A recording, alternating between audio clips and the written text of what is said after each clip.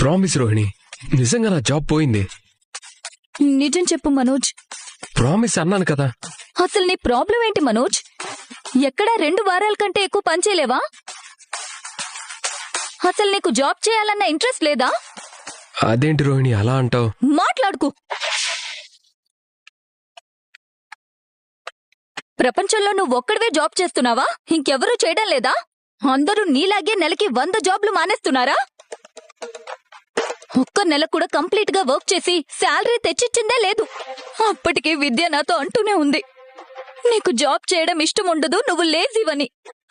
కానీ పిచ్చిదాన్ని, నిన్ను వెనకేసుకొచ్చేదాన్ని. అది నిజమని ఇప్పుడు అర్థమైంది. అంటే నువ్వు కూడా అందరిలాగే అంటున్నావా? అనేలా చేస్తున్నావు కదా.